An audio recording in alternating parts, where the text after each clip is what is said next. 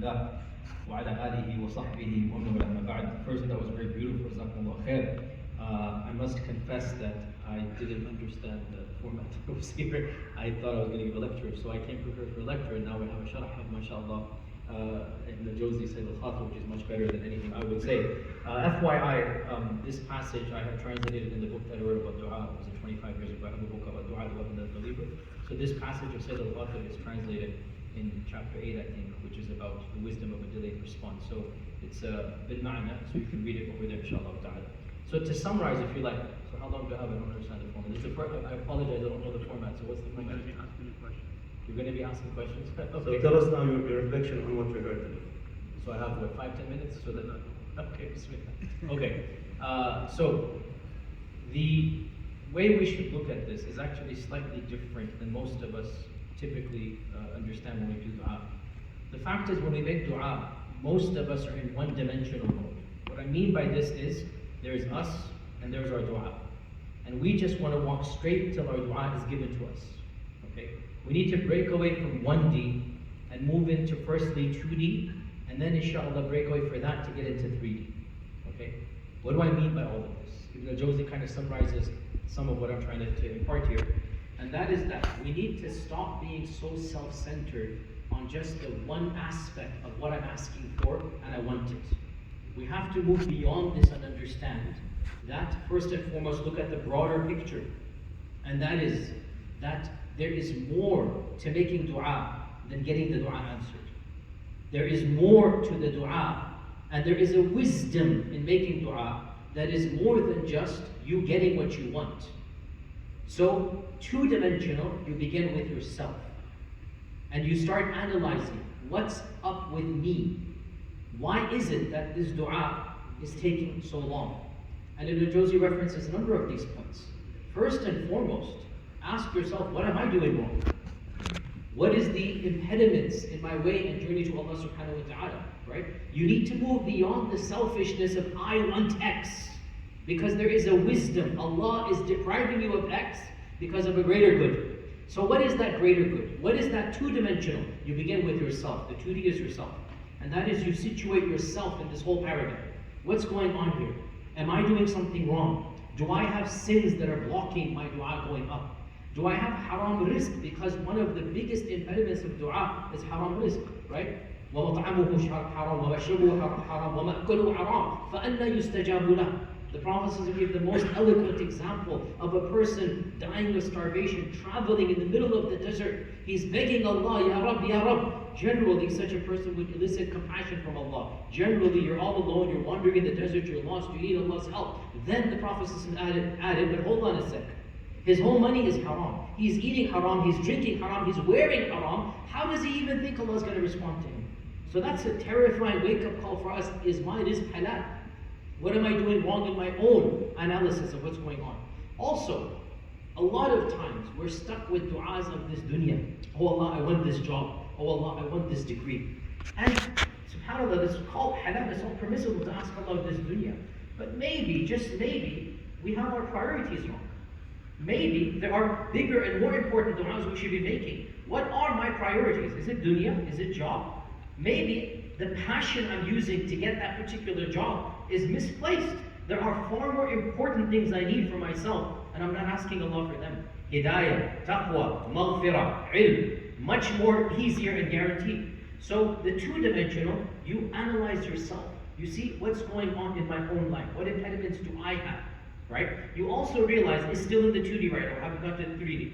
In the 2D, you still realize that, okay, this is a test from Allah. So there is a wisdom in this test. And Allah knows, but I don't know. Remember the story of Musa and Khidr. Never forget this beautiful story. 3 incidents, right? In Surah Al-Kahf. 3 incidents. And every one of them, you don't understand the wisdom when it's happening. Every one of them. Why is this happening? The Masakeen were generous. They allowed Musa and Khidr on the boat, and lo and behold, the boat sinks. They would think, we were generous. Why is Allah punishing us this way?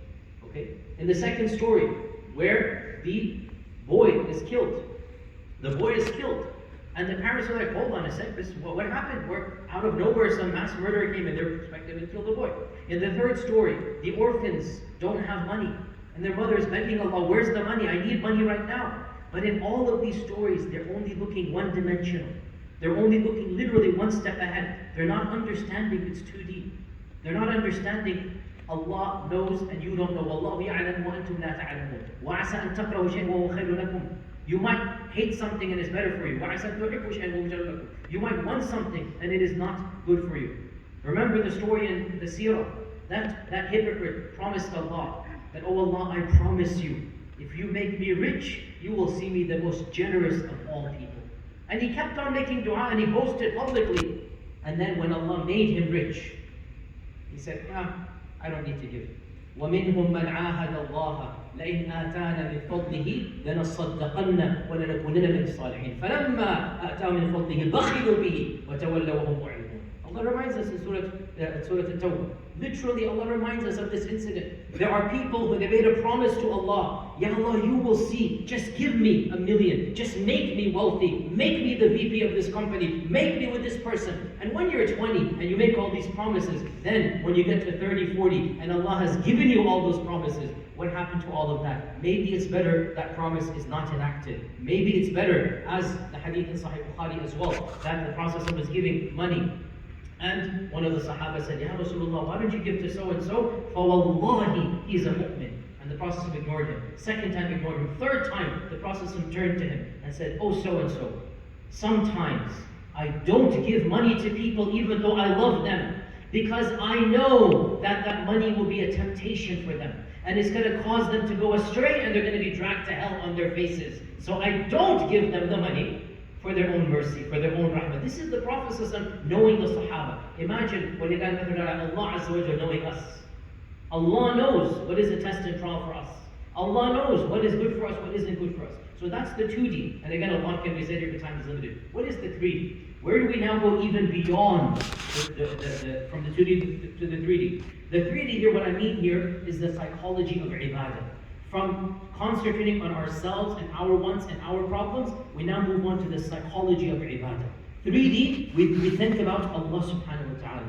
Who is Allah and who are we? What right do I have to demand something from Allah? Have I given even partially the huquq of Allah, such that I am now demanding, I want this job, Allah, why don't I have it? Have I given a fraction of the huquq of Allah? What gives me the arrogance, the right, the kibr, to then say back to Allah, I don't have this, why don't I have it? What have I done in the first place? Who is the Rabb and who is the Marhum? Who is the Hakim? Who is the Adab al-Khuyub? So, three-dimensional, we bring in the psychology of ibadah itself. What is the purpose of dua? The dua is not just because we want X. No, three-dimensional. Dua is the essence of ibadah. There is no act of worship that better demonstrates ibadah than dua. No act of worship. And that's why our Prophet said, Hadith is in Tirmidhi, dua is the quintessential aspect of worship. Why? Because nothing combines between servitude and fear and hope and love and ubudiyyah than you raising your hands and begging Allah subhanahu wa ta'ala for something you need. You are implicitly affirming every name and attribute of Allah. Allah is Ghafoor, Allah is Sami', Allah is Basir, Allah is Qawi, Allah is Aziz, Allah knows, Allah hears, Allah loves, Allah can give you. Simply by raising your hands, you're automatically affirming all of this. You're also affirming, I can't do any of those things. That's why I'm asking you, O Allah. I'm not Sami', I'm not Qawi, I'm not Ali kulli shay'in qadir. So dua is the essence of worship. There is no action, not even sajda, because we can do sajda and our minds are thinking about our workplace tomorrow, right? But you cannot do dua that you need. We're not talking about dua that is generic, that parrots memorize. No, your son is sick, you're failing an exam, you need to pass it, right? Any dua that you need, and you discover the reality of iman. You discover the reality of tawheed. You discover the reality of ubudiyyah. Therefore, three-dimensional, you realize, you know what? The spirit of dua is more important than the actual fulfillment of the dua. To actually be in the mindset of dua, to make dua from the qalb and the qalib, from the inner body and soul, that state, wallahi, is a bigger blessing than any dunyawi blessing that you are asking for. I want to repeat that.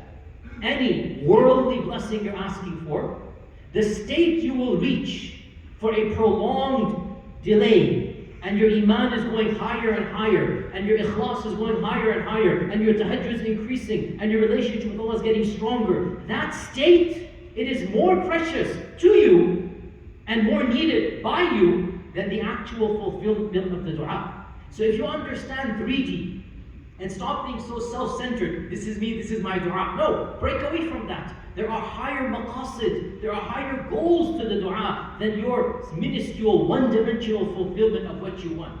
And of the highest of the maqasid is the idhar of the ubudiyyah, the manifestation of the servitude of the servant in front of Allah subhanahu wa ta'ala.